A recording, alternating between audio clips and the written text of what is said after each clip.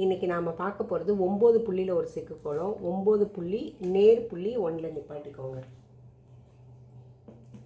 First இந்த 4 பக்கமும் இப்படி லைன்ஸ் போட்டு இப்படி சுழிச்சு கொண்டாந்து இப்படி 4 பக்கமும் நிப்பாட்டிக்கலாம். நிப்பாட்டும் போது இங்கே வி மாதிரி இப்படி நிப்பாட்டிக்கோங்க. இதே மாதிரி எல்லா பக்கமும் போட்டு நிப்பாட்டிக்கலாம்.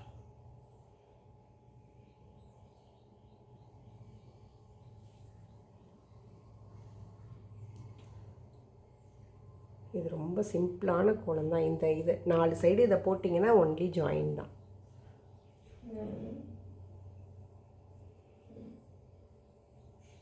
இப்படிங்க நிப்பாட்டும் போது மட்டும் இப்படி வி ஷேப்பில் நிப்பாட்டிக்கோங்க.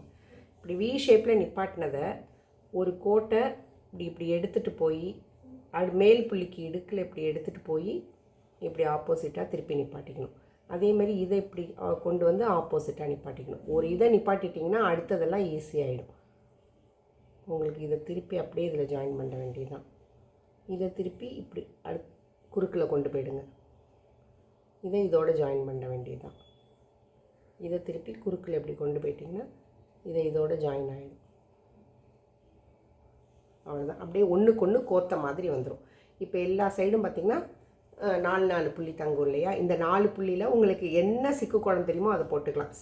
சாதாரணமாக 2 விதமாக போடலாம். ஒன்று இப்படி சாதாரணமாக ஆப்போசிட் சுழிக்கிற மாதிரி பண்ணிடலாம். இப்போ நான் வந்து இதெல்லாம் இப்படி சுழித்த மாதிரி இருக்கிறதுனால நான் இதையும் இப்படி சுழித்த மாதிரியே போட்டுக்கிறேன். இந்த 4 புள்ளியில் வந்து போடுறது நம்ம இஷ்டம்தான். குட்டியாக நமக்கு என்ன டிசைன் தெரியுதோ அந்த டிசைன் போட்டுக்கலாம். இல்லை சின்ன பூ மாதிரி கூட அங்கே போட்டுக்கலாம். சிக்கு கோலத்தும் பூ கோலத்தையும் கலந்த மாதிரி கூட நம்ம போட்டுக்கலாம்.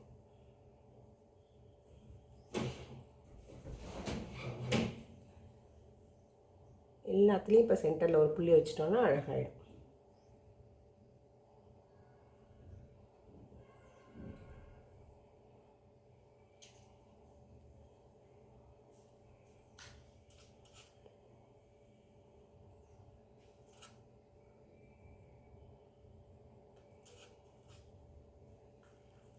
அவ்வளோதான். சூப்பர்.